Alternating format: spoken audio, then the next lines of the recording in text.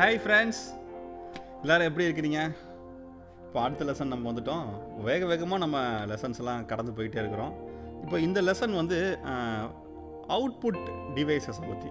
So last lesson வந்து நம்ம input device அப்படிங்கிறதுல மைக்ரோஃபோன் பார்த்தோம். இந்த லெசனில் வந்து நம்ம என்ன பண்ண போகிறோம்னா அவுட்புட் டிவைஸஸ் பற்றி நம்ம படிக்க போகிறோம்.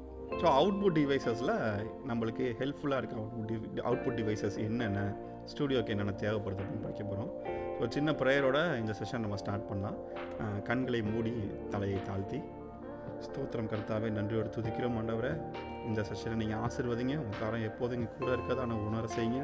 நாங்கள் கற்றுக்கிற ஆண்டவரே இந்த பாடங்கள் எல்லாத்தையும் ஆண்டவரே எங்களுக்கு பயன்பட நீங்கள் உதவி செய்யுங்க. எந்த விஷயம் மறந்து போகாத மாதிரி எங்களோட அனுதின வாழ்க்கையில் இதை நாங்கள் பயன்படுத்தி உமது நாமத்தின் மகிமைக்கு ஆண்டவரே இதை நாங்கள் பயன்படுத்துறதுக்கு உதவி செய்யுங்க. இயேசுவின் நாமத்தில் பிதாவே, ஆமென். இப்போது நம்ம ஸ்டூடியோஸில் வந்து ரெண்டு விதமான அவுட்புட் டிவைசஸ் வச்சுருப்போம். நம்பர் 1 வந்து பார்த்திங்கன்னா ஸ்டூடியோ மானிட்டர்ஸ். நம்பர் 2 பார்த்திங்கன்னா ஹெட்ஃபோன். இப்போது நம்மளுடைய ஆடியோ இன்டர்ஃபேஸ் என்ன பண்ணுதுன்னா analogue to digital, digital to analogue convert பண்ணுதுன்னு நம்ம படித்தோம். இப்போ கன்வர்ஷன் நடந்துடுவேன். இது என்ன பண்ணும் அப்படின்னா உள்ளே இருக்க டேட்டாவை, டிஜிட்டலில் இருக்க டேட்டாவை எல்லாத்தையுமே அனலாகாக கன்வெர்ட் பண்ணி நம்மளுக்கு ஒரு அவுட்புட் டிவைஸ் மூலயமா கொடுக்கும். அந்த அவுட்புட் டிவைஸ் தான் ஒன்று ஸ்டூடியோ மானிட்டர்ஸ், இல்லைனா நம்மளுடைய ஹெட்ஃபோன்ஸ். சரிங்களா? ஸோ இப்போ இதில் நம்ம ஸ்டூடியோ மானிட்டர்ஸ் பற்றி ஃபஸ்ட்டு படிக்க போகிறோம். ஸோ ஸ்டூடியோ மானிட்டர்ஸ் எதுக்கு, ஸ்டூடியோ மானிட்டர்ஸ் ஏன், ஸ்டூடியோ மானிட்டர்ஸ்னால் என்ன? சரியா? ஸோ ஃபஸ்ட்டு ஸ்டூடியோ மானிட்டர்ஸ்னால் என்ன? இந்த ஸ்பீக்கரை நான் ஏன் பயன்படுத்தணும்? ஏன்ட்ட எத்தனையோ வேறு ஸ்பீக்கர்ஸ் இருக்குது. ஒரு சோனி ஸ்பீக்கர் இருக்குது, இல்லைனா நல்ல 5.1 டிஜிட்டல் சரவுண்ட் உள்ள ஒரு ஸ்பீக்கர் இருக்குது, 7.1 ஸ்பீக்கர் இருக்குது, எல்லாமே இருக்குது. எல்லாமே இருக்கும்போது நான் ஏன் ஸ்டூடியோ மானிட்டர்ஸ் நான் ப்ரிஃபர் பண்ணணும் அப்படிங்கிற ஒரு பெரிய கேள்வி உங்களுக்கு கேளும். கரெக்டு தானே? ஏன்னா ஸ்டூடியோ மானிட்டர்ஸ் பயங்கர எக்ஸ்பென்சிவாக வேறு இருக்குது. இப்போது ஸ்டூடியோ மானிட்டர்ஸ் பயங்கர எக்ஸ்பென்சிவாக இருக்குதுன்னு சொல்லியாச்சு. ஆனால் நம்ம ஏன் ஸ்டூடியோ மானிட்டர்ஸ் ப்ரிஃபர் பண்ணுறோம்? வேறு எந்த ஒரு 5.1 டிஜிட்டலாக இருக்க வேறு ஏதோ ஒரு 7.1 ஏன் நம்ம ப்ரிஃபர் பண்ணுறது இல்லை அப்படின்னு பார்த்தீங்கன்னா, ஸ்டூடியோ மானிட்டர்ஸ் அப்படிங்கிறது ஸ்டூடியோக்காக மட்டும் செய்கிற ஒரு மானிட்டர். இந்த மானிட்டர் வந்து ஃப்ளாட்டான ரெஸ்பான்ஸை ப்ரொடியூஸ் பண்ணுறதுக்கு அப்படின்னு சொல்லிட்டு அந்த கம்பெனிக்காரங்க ப்ரொடியூஸ் பண்ணியிருக்காங்க. ஸோ ஃப்ளாட்டான ரெஸ்பான்ஸ் அப்படிங்கிறது நான் எதை மீன் பண்ணுறேன்னா, என்ன இன்புட் போகுதோ அதே இன்புட் தான் எனக்கு அவுட்புட்டாக வரணும். எந்த ஒரு மானிட்டர் கலரேஷன் இல்லாமல். சரிங்களா? ஸோ கலரேஷன் ஆஃப் சவுண்ட் அப்படிங்கிற டாப்பிக்கில் நம்ம பார்த்தோம். சவுண்டுக்கு எக்ஸ்டர்னல் ஃபேக்டர்ஸ் மூலயமா அதோட தன்மையை இழக்க வச்சு இன்னொரு தன்மையை ஆட் பண்ணுறது தான் கலரேஷன் ஆஃப் சவுண்ட் அப்படின்னு பார்த்தோம். ஸோ இந்த கலரேஷன் ஆஃப் சவுண்ட் ரூம் பண்ணுச்சுன்னு சொன்னோம், மைக்கு பண்ணுச்சுன்னு சொன்னோம், ஸ்டூடியோ மானிட்டர்ஸும் பண்ண போகுது, வேறு எந்த ஸ்பீக்கர்னாலும் பண்ணும். ஆனால் அந்த பர்டிகுலர் கம்பெனிக்காரவங்க என்ன நம்மளுக்கு ப்ராமிஸ் பண்ணி தராங்கன்னா, இந்த ஸ்டூடியோ மானிட்டர்ஸ்லேருந்து வெளியே வர சவுண்டு ஒரு ஃப்ளாட் ரெஸ்பான்ஸ் ப்ரொடியூஸ் பண்ணுற சவுண்டு தான் அப்படின்னு சொல்லிட்டு அவங்க நம்மளுக்கு நிறையா பட்டன் கான்ஃபிகரேஷன்ஸ்லாம் கொடுத்துருக்காங்க. ஸோ அந்த கான்ஃபிகரேஷனில் நம்ம ப்ராப்பராக யூஸ் பண்ணோன்னா ஸ்டூடியோ மானிட்டரை நம்ம ஃப்ளாட் ரெஸ்பான்ஸ் கொடுக்குற ஒரு ஸ்பீக்கராக கன்வெர்ட் பண்ணலாம். இது வேற ஒரு ஸ்பீக்கர் வெளியேருந்து வர ஒரு 5.1 கிரியேட்டிவ் ஸ்பீக்கராக இருக்கட்டும், இல்லை ஒரு நார்மலான ஸ்டீரியோ ஸ்பீக்கராக இருக்கட்டும், சோனியாக இருக்கட்டும், லாஜிடெக்காக இருக்கட்டும், வேறு எந்த ஸ்பீக்கராலையும் ப்ரொடியூஸ் பண்ண முடியாது. அந்த ஒரு காரணத்துக்காக தான் இந்த ஸ்டூடியோ மானிட்டர் இவ்வளோ எக்ஸ்பென்சிவாக நம்ம வந்து பர்ச்சேஸ் பண்ண வேண்டிய கட்டாயத்துக்கு போயிருக்கோம். ஸோ இந்த ஸ்டூடியோ மானிட்டர்ஸில் என்னென்ன பார்ட்ஸ் இருக்குது அப்படின்னு பார்த்தீங்கன்னா, மெயினாக 2 ஸ்பீக்கர்ஸ் இதில் இருக்கும். ஒரு ஸ்பீக்கர் பேர் கோன், இன்னொரு ஸ்பீக்கர் பேர் பார்த்தீங்க அப்படின்னா ட்வீட்டர் இல்லைனா சில்லர் அப்படின்னும். இந்த ஸ்பீக்கருக்கும் ரெண்டாவதாக சொன்ன ட்வீட்டருக்கும் என்ன டிஃப்ரென்ஸ் அப்படின்னா, இந்த ஃபஸ்ட்டு சொன்ன ஸ்பீக்கர் வந்து ஒரு பர்டிகுலர் ஃப்ரீக்வன்சி மட்டும்தான் அது வந்து வெளிக்காட்டும். வேறஸ் ட்வீட்டர் இல்லைனா சில்லர் அப்படிங்கிறது ஹை ஃப்ரீக்வன்சியை காட்டக்கூடிய ஒரு ஸ்பீக்கர். இது ரெண்டுமே உங்களுடைய ஸ்டூடியோ மானிட்டரில் ப்ரெசென்ட் பண்ணியிருக்கணும். ஒரு பர்டிகுலர் ஃப்ரீக்வன்சியில் இந்த நடு மானிட்டர் ஸ்பீக்கருக்கு வர வேண்டிய சவுண்டு பிரிஞ்சு ட்வீட்டருக்கு போகும். இந்த பர்டிகுலர் ஃப்ரீக்வன்சிக்கு பேர் தான் கட் ஆஃப் ஃப்ரீக்வன்சி அப்படின்னு சொல்கிறோம். இந்த கட் ஆஃப் ஃப்ரீக்வன்சியில் என்ன நடக்கும் அப்படின்னா, ட்வீட்டருக்கு இந்த ஃப்ரீக்வன்சிக்கு மேலே இருக்கிற சத்தங்கள் எல்லாம் ட்வீட்டருக்கும், அந்த ஃப்ரீக்வன்சிக்கு கீழே இருக்க சத்தங்கள் எல்லாம் இந்த சின்ன ஸ்பீக்கருக்கும் வந்துடும்.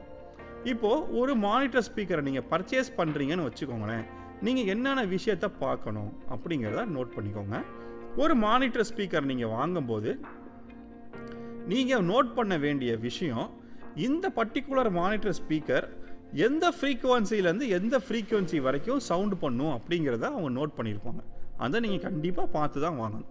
சரிங்களா? நான் ஏற்கனவே பல லெசன்ஸில் சொல்லியிருக்கோம், நம்ம காது எப்படி டியூன் ஆகிருக்குன்னா, 2 ஃப்ரீக்குவன்சியோட ரேஞ்சுக்கு நடுவில் இருக்கிற ஃப்ரீக்குவன்சி தான் நம்ம கேட்கும். ஒரு ஃப்ரீக்குவன்சி பார்த்தீங்கன்னா 20 ஹெர்ட்ஸ், இன்னொரு ஃப்ரீக்குவன்சி 20,000 ஹெர்ட்ஸ். 20 ஹெர்ட்ஸ்லேருந்து 20,000 ஹெர்ட்ஸ் வரைக்கும் என்னென்ன ஃப்ரீக்குவன்சி இருக்கோ இந்த ஃப்ரீக்குவன்சி மட்டும்தான் நம்ம காதுக்கு கேட்கும். இது பேர் தான் ஃப்ரீக்குவன்சி ஸ்பெக்ட்ரம். இந்த ஃப்ரீக்குவன்சி ஸ்பெக்ட்ரத்தில் ஒரு ரேஞ்ச் மட்டும்தான் நம்மளுடைய ஸ்டூடியோ மானிட்டர் சவுண்ட் பண்ண போகுது. ஃபார் எக்ஸாம்பிள், நான் வச்சிருக்கிற ஸ்டூடியோ மானிட்டர் எங்கேருந்து ஸ்டார்ட் ஆகும் அப்படின்னு பார்த்தீங்கன்னா, கிட்டத்தட்ட 45 ஹெர்ட்ஸ்லேருந்து தான் ஸ்டார்ட் ஆகும்.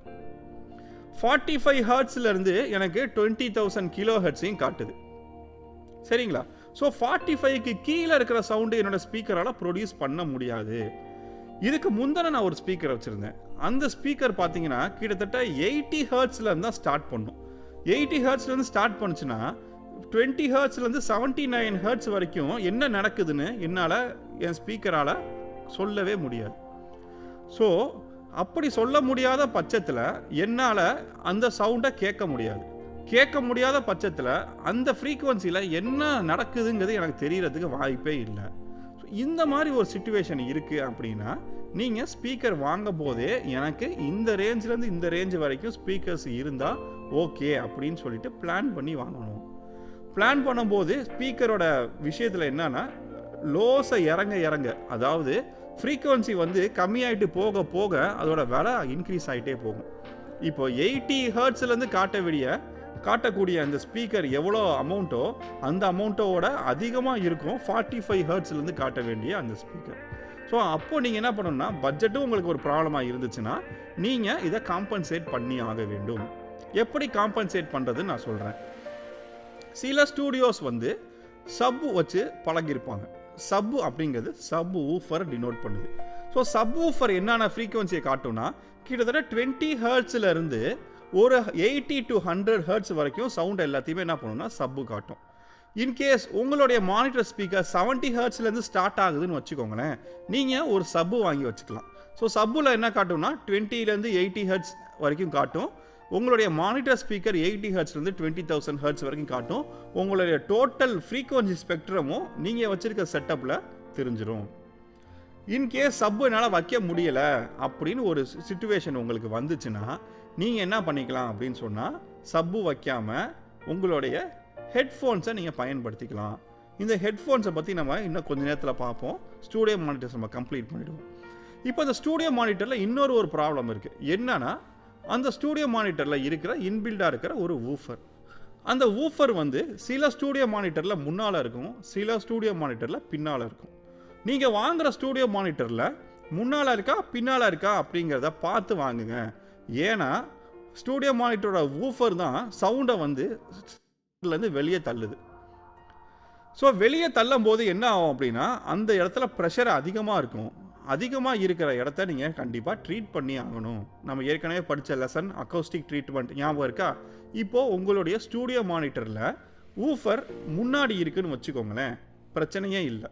என்ன பிரச்சனை இல்லைன்னா, முன்ன நோக்கி உங்களுக்கு சவுண்டை அந்த ஸ்பீக்கர் புஷ் பண்ணும்போது. ஆனால் உங்களோட ஸ்டூடியோ மானிட்டரில் ஊஃபர் பின்னால் இருக்குன்னு வச்சுக்கோங்களேன், நீங்கள் அதை செவுத்தோட சாய்ச்ச மாதிரி தான் பக்கத்தில் வைப்பீங்க. ஸோ வைக்கும் போது என்ன ஆகும், சவுண்டு நேராக போய் ஃபஸ்ட்டு செவுத்தை தான் முட்டும். செவுத்தை முட்டி திரும்ப என்ன ஆகுனா உங்களுக்கு ரிஃப்ளெக்ட் ஆகி வரும். ஸோ ரிஃப்ளெக்ஷன்ஸ் ஆஃப் சவுண்டு வந்து எவ்வளோ பேடுன்னு சொல்லிட்டு நான் ஏற்கனவே லெசன்ஸில் சொல்லியிருக்கோம். இதை அவாய்ட் பண்ணணும்னா கரெக்டாக பேக்கை நோக்கி புஷ் பண்ணுற எந்த ஒரு செட்டப் ஸ்டூடியோ மானிட்டராக இருந்தாலும் அதுக்கு பின்னாடி நீங்கள் என்ன வைக்கணும்னா ஒரு அக்கௌஸ்டிக் பேனலை வைக்கணும். ஸோ தட் அந்த அக்கௌஸ்டிக் பேனல் பின்னால் நோக்கி புஷ் பண்ணுற அந்த மானிட்டர் ஸ்பீக்கர்லேருந்து வர சவுண்டை அப்சர்வ் பண்ணிக்கிடுச்சு அப்படின்னா உங்களுக்கு ரிஃப்ளெக்ஷன் கம்மியாக இருக்கும். ஸோ கம்மியாக இருக்க பட்சத்தில் உங்களுக்கு அந்த சவுண்டு வந்து ஃப்ளாட்டாக கேட்கறதுக்கு வாய்ப்புகள் அதிகம். சரியா? இப்போது அந்த ஸ்டூடியோ மானிட்டர்ஸ் முன்னால் எப்படி இருக்குன்னு சொல்லியாச்சு. இப்போ பின்னால் திருப்பி பாருங்கள். அந்த ஸ்டூடியோ மானிட்டர்ஸில் நிறைய இன்புட் கொடுக்கறதுக்கு பின்ஸ் இருக்கும். சரியா? மோஸ்ட்லி பார்த்தீங்கன்னா இதில் எல்லா வகையான பின்னும் கவர் ஆகிடும். RCA கேபிள் வரும், XLR கேபிள் வரும், TRS கேபிள் வரும். கிட்டத்தட்ட எல்லா டைப் ஆஃப் ப்ளக்ஸுமே அதில் இருக்கிறதுக்கு வாய்ப்பு இருக்குது. இந்த ஸ்டூடியோ மானிட்டர்ஸில் சில அக்கௌஸ்டிக் கேலிப்ரேஷன் பண்ணுறதுக்கு சில ஸ்விட்சஸ் கொடுத்துருப்பாங்க. அக்கௌஸ்டிக் கேலிப்ரேஷன் என்ன அப்படின்னா, இந்த ஸ்டூடியோ மானிட்டர் நீங்கள் செவுத்தை ஒட்டி வைக்கிறீங்களா, செவுத்துலேருந்து கொஞ்சம் டிஸ்டன்ஸில் வைக்கிறீங்களா, இந்த ஸ்டூடியோ மானிட்டர்ஸ் வந்து பக்கத்தில் என்ன இருக்குது, இதை அது வந்து அஃபெக்ட் பண்ணுமா அஃபெக்ட் பண்ணாதா அப்படிங்கிறத வச்சு இதில் நிறையா விஷயங்களை வந்து நீங்கள் ட்வீக் பண்ண வேண்டியது இருக்குது. இன்னொரு எக்ஸாம்பிள் நான் சொல்கிறேன். உங்களுடைய ஸ்டூடியோ மானிட்டர்ஸ் நீங்கள் எதில் ப்ளேஸ் பண்ணுறீங்க, உங்களுடைய டெஸ்கில் ப்ளேஸ் பண்ணுறீங்களா அப்படின்னா அதுக்கு ஒரு கேலிப்ரேஷன் இருக்குது. இந்த ஸ்டூடியோ மானிட்டர்ஸை நான் ஒரு ஸ்டாண்டு வச்சு ஃபிக்ஸ் பண்ணுறேன் அப்படின்னா அதுக்கு ஒரு கேலிப்ரேஷன் இருக்குது. இல்லை நான் ஸ்டாண்டும் பயன்படுத்தலை, டெஸ்க்லேயும் வைக்கல, நான் செவுத்தில் ஃபிட் பண்ண போகிறேன் அப்படின்னா அதுக்கு ஒரு கேலிப்ரேஷன் இருக்குது. இந்த கேலிப்ரேஷன் எல்லாம் ஒவ்வொரு ஸ்பீக்கருக்கும் மாறும். இது அந்த கம்பெனியோட மேனுவல்லையே நீங்கள் பார்க்கலாம். அந்த மேனுவலை எடுத்து அந்த பர்டிகுலர் கேலிப்ரேஷனை நீங்கள் எப்படி யூஸ் பண்ண போகிறீங்களோ அதுக்கேற்ற மாதிரி கேலிப்ரேட் பண்ணிக்கிட்டு வச்சுக்கிட்டிங்கன்னா ரொம்ப நல்லா பெர்ஃபார்மன்ஸ் கொடுக்கும். ரைட்டா? இப்போது ஸ்டூடியோ மானிட்டர்ஸ் 2 வகைப்படும். இந்த ஸ்டூடியோ மானிட்டர்ஸில் என்ன 2 வகைங்கிற சொல்கிறேன். ஒன்று ஆக்டிவ் ஸ்டூடியோ மானிட்டர், இன்னொன்று பாசிவ் ஸ்டூடியோ மானிட்டர். ஒன்று ஆக்டிவ் ஸ்டூடியோ மானிட்டர், இன்னொன்று passive studio monitor. So active studio மானிட்டர்னா என்ன? ஆக்டிவ் ஸ்டூடியோ மானிட்டர்னா அந்த பர்டிகுலர் மாடல் மானிட்டர் உள்ள ஒரு ஆம்ப்ளிஃபையர் இருக்கும். ஸோ ஆம்ப்ளிஃபையர் இருக்கும்போது சவுண்டை அது ஆம்ப்ளிஃபை பண்ணி கொடுத்துரும். சரிங்களா? அதுதான் ஆக்டிவ் மானிட்டர். இந்த ஆக்டிவ் மானிட்டரே 2 வகைப்படும். ஒன்றில் பார்த்தீங்கன்னா ஒரே ஒரு ஆம்ப்ளிஃபையர் தான் இருக்கும். ஒரு ஸ்பீக்கரில் ஒரு ஆம்ப்ளிஃபையர் இருக்கும், இன்னொரு ஸ்பீக்கரில் ஆம்ப்ளிஃபையர் இருக்காது. இந்த ஆம்ப்ளிஃபையர் இல்லாத அந்த ஸ்பீக்கர் என்ன பண்ணுன்னா, இந்த ஆம்ப்ளிஃபையர் இருக்கிற ஸ்பீக்கர்லேருந்து சவுண்டை ரவுட் பண்ணி எடுத்துக்கும். இது சிங்கிள் ஆம்ப்ளிஃபையர் உள்ள ஒரு monitor speaker. Single amplifier monitor speaker. இதே இன்னொரு வகையான ஆம்ப்ளிஃபையர் மானிட்டர் ஸ்பீக்கர் இருக்குது. அது இந்த மானிட்டர் ஸ்பீக்கர்லேயும் ஒரு ஆம்ப்ளிஃபையர் இருக்கும், இந்த மானிட்டர் ஸ்பீக்கர்லேயும் ஒரு ஆம்ப்ளிஃபையர் இருக்கும். இது bi amped monitor. Bi amp, பைனா 2, ஆம்ப்னா ஆம்ப்ளிஃபையர் டினோட் பண்ணுது. பை ஆம்ப் அப்படிங்கிறது 2 ஸ்டூடியோ ஸ்பீக்கர்லையும் 2 ஆம்ப்ளிஃபையர் இருக்கும். இதுதான் ஆக்டிவ் மானிட்டர் பற்றின டீட்டெயில்ஸ். பாசிவ் மானிட்டர்னா அப்படி என்ன உங்களுக்கே தெரிஞ்சிருக்கும். அது உள்ள எந்த வகையான ஒரு ஆம்ப்ளிஃபிகேஷன் நடக்கிறதுக்கு ஆம்ப்ளிஃபையரும் இருக்காது. நீங்கள் எக்ஸ்டர்னலாக ஆம்ப்ளிஃபையர் வச்சு தான் அதை ஆம்ப்ளிஃபை பண்ணணும். அதனால் பாசிவ் மானிட்டர் பார்த்தீங்கன்னா விலை ரொம்ப கம்மியாக இருக்கும் ஆக்டிவ் மானிட்டரை விட. ஆனால் ஸ்டூடியோ செட்டப்புக்கு பாசிவை விட ஆக்டிவ் மானிட்டர் ஸ்பீக்கர் தான் நம்ம அதிகமாக சஜஸ்ட் பண்ணுறது உண்டு. ஸோ இந்த ஆக்டிவ் மானிட்டர் ஸ்பீக்கர் நம்ம வாங்கிக்கலாம். இது வாங்கும் போதே இதோட சேர்த்து ஐசோலேஷன் பேடு கொடுத்தாங்கன்னா ஐசோலேஷன் பேடு யூஸ் பண்ணிக்கலாம். ஐசோலேஷன் பேடு இல்லை அப்படின்னா நீங்கள் ஐசோலேஷன் பேட் பர்ச்சேஸ் பண்ணிவிட்டு யூஸ் பண்ணிக்கலாம். ஐசோலேஷன் பேடுனா என்ன அப்படின்னா, இன்கேஸ் உங்களுடைய மானிட்டர் ஸ்பீக்கரை நீங்கள் டெஸ்க்கு மேலே வைக்கிறீங்கன்னு வச்சுக்கோங்களேன். இந்த டெஸ்க்கு மேலே வைக்கும்போது என்ன ஆகும்னா, ஸ்பீக்கர் சவுண்ட் பண்ணும்போது இந்த டெஸ்க்கு வைப்ரேட் ஆகும். இந்த டெஸ்கோட வைப்ரேஷனையும் சேர்த்து அந்த மானிட்டர் வந்து என்ன பண்ணுன்னா உங்களுக்கு வெளிப்படுத்த ஆரம்பிக்கும். ஸோ வெளிப்படுத்தும் போது உங்களுக்கு என்ன சவுண்டு வரும் அப்படின்னா, ஃப்ளாட் இல்லாத ஒரு சவுண்டு வரும். ஸோ இப்போ ஐசோலேஷன் ஸ்பீக்கர் பேட் என்ன பண்ணும் அப்படின்னா, இந்த டெஸ்க்குக்கும் உங்களுடைய மானிட்டர் ஸ்பீக்கருக்கு நடுவில் கீழே வச்சுக்கிட்டிங்கன்னா உங்களுடைய மானிட்டர் ஸ்பீக்கரை இந்த டெஸ்கிலேருந்து ஐசோலேட் பண்ணிடும். ஐசோலேட்னா தனிமைப்படுத்துறது. ஸோ இந்த ஸ்பீக்கரை வந்து இந்த பேடு வந்து தனிமைப்படுத்தி வச்சிருச்சுன்னா இந்த வைப்ரேஷன் எதையுமே இந்த ஸ்பீக்கர் வந்து உங்களுக்கு வெளிக்காட்டாது. உங்களுக்கு ஃப்ளாட்டான ரெஸ்பான்ஸ் இருக்கும். ஐசோலேஷன் ஷீல்டு யூஸ் பண்ணணுங்கிறது கட்டாயம் கிடையாது. இன்கேஸ் நீங்கள் ஐசோலேஷன் ஷீல்டு யூஸ் பண்ணலன்னா தனியாக நீங்கள் ஒரு ஸ்டாண்டு வாங்கி வச்சுறது ரொம்ப அட்வைசபிள். தனி ஸ்டாண்டில் இருக்கும்போது உங்களுக்கு நல்ல ரெஸ்பான்ஸை வந்து அந்த ஸ்பீக்கர்ஸ் வந்து ப்ரொடியூஸ் பண்ணும். சரியா? ஸோ இதுதான் மானிட்டர் ஸ்பீக்கர்ஸை பற்றின டீட்டெயில்ஸ். இப்போ நான் ஏற்கனவே சொன்னேன், இன்கேஸ் உங்கள்கிட்ட இருக்க ஸ்பீக்கர் வந்து ஒரு 70 ஹெர்ட்ஸில் தான் ஸ்டார்ட் ஆகுது, இல்லை ஒரு 20 ஹெர்ட்ஸில் ஒரு 80 ஹெர்ட்ஸில் தான் ஸ்டார்ட் ஆகுது அப்படின்னு வச்சுக்கோங்களேன், அதுக்கு கீழே இருக்கிற விஷயங்களை என்னால் கேட்க முடியாதுன்னு நான் சொன்னேன். அதே மாதிரி சப்பு இல்லைன்னா வச்சுக்கோங்களேன், சப்புனா அந்த ஒரு 20 ஹெர்ட்ஸ்லேருந்து அந்த 100 ஹெர்ட்ஸ் வரைக்கும் இருக்கிற அந்த லோவஸ்ட் பூம் ஃப்ரீக்வன்சி, இந்த ஃப்ரீக்வன்சி உங்களுக்கு கேட்கல அப்படின்னா நீங்கள் சப்பு வச்சுக்கணும். சப்பு ரொம்ப காஸ்ட்லி, ரொம்ப ஃப்ரீக்வன்சி இறங்க இந்த மானிட்டர் ஸ்பீக்கரும் என்ன ஆக போகுதுன்னா ரொம்ப காஸ்ட்லியாக வரப்போகுதுன்னு சொல்லியாச்சு. உங்களால் அஃபோர்ட் பண்ண முடியாத ஒரு சூழ்நிலையில் நீங்கள் என்ன பண்ணிக்கலாம்னா நல்ல குவாலிட்டியான ஸ்டூடியோ ஹெட்ஃபோன்ஸை பயன்படுத்திக்கலாம் இதை ட்ராக் பண்ணுறதுக்கு. ஏன்னா ஸ்டூடியோ ஹெட்ஃபோன்ஸ் ரொம்ப கம்மியான விலையில் நிறையா ஃப்ரீக்வன்சியை காட்டுறதுக்கு பாசிபிலிட்டிஸ் ரொம்ப அதிகம். இப்போது நீங்கள் ஒரு மானிட்டர் ஸ்பீக்கர் வாங்குகிற ரேட்டில் நீங்கள் ஒரு நல்ல ஸ்டூடியோ ஹெட்ஃபோன்ஸ் வாங்கிக்கிட்டிங்கன்னா நீங்கள் அந்த லோ ஃப்ரீக்வன்சிலாம் எப்படி இருக்குது அப்படின்னு சொல்லி கேட்குறதுக்கு உங்களுக்கு ஸ்டூடியோ ஹெட்ஃபோன்ஸ் ரொம்ப பயன்படும். சரிங்களா? இந்த ஸ்டூடியோ ஹெட்ஃபோன்ஸ் வந்து பார்த்தீங்கன்னா 2 வகை இருக்குது. ஒரு வகை பார்த்தீங்கன்னா க்ளோஸ்டு பேக் ஸ்டூடியோ ஹெட்ஃபோன்ஸு, இன்னொன்று open back studio headphones. Closed back studio ஹெட்ஃபோனுக்கு இன்னொரு பேர் ஒன்று இருக்குது, isolation headphones. Open back headphone அப்படிங்கிறது எப்படி இருக்கும், க்ளோஸ்டு பேக் ஹெட்ஃபோனுங்கிறது எப்படி இருக்கும் அப்படிங்கிறத இப்போ சொல்லுவோம். இப்போ இந்த ஹெட்ஃபோன்ஸ் வந்து 2 வகை இருக்குது. ஒன்று க்ளோஸ்டு பேக் ஹெட்ஃபோன்ஸ், இன்னொன்று ஓப்பன் பேக் ஹெட்ஃபோன்ஸ் சொல்லிட்டோம். ஸோ க்ளோஸ்டு பேக் ஹெட்ஃபோன்ஸ் எப்போ பயன்படுத்துகிறோம், ஓப்பன் பேக் ஹெட்ஃபோன்ஸ் எப்போ பயன்படுத்துவோம் அப்படிங்கிறத இப்போ நம்ம பேச போகிறோம். ஓப்பன் பேக் ஹெட்ஃபோன்ஸ் எப்படி இருக்கும் அப்படின்னா, அந்த ஹெட்ஃபோன்ஸோட வெளிப்புறத்தில் பார்த்தீங்கன்னா ஓப்பனாக இருக்கும், அதாவது சின்ன சின்ன ஹோல்ஸ் இருக்கும்.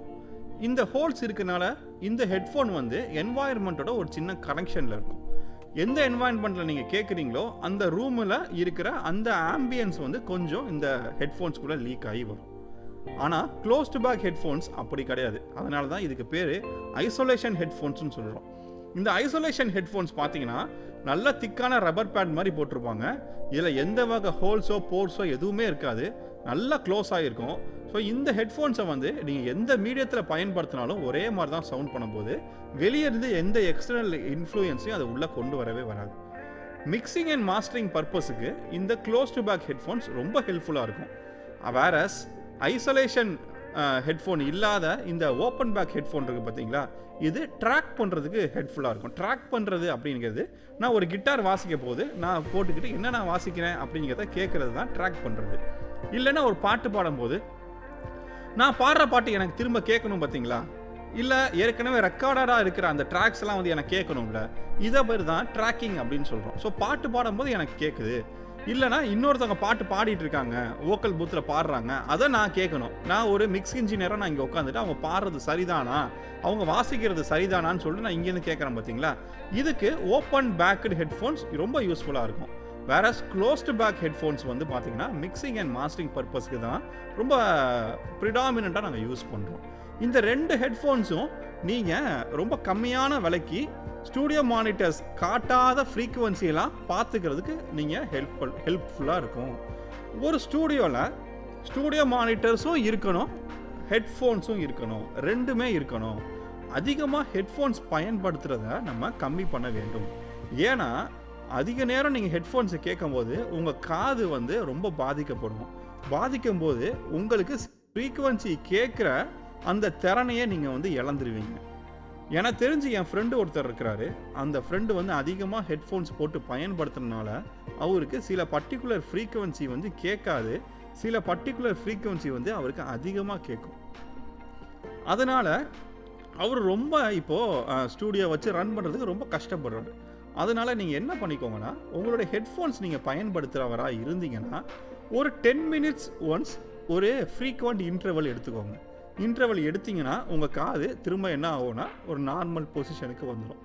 அதிக நேரம் நீங்கள் ஹெட்ஃபோன்ஸை போட்டு கேட்டுக்கிட்டே இருந்தீங்கன்னா சீக்கிரமாகவே உங்கள் காது வந்து ஏதாவது ஃபால்ட் ஆகிறதுக்கு ரொம்ப வாய்ப்புகள் அதிகம்.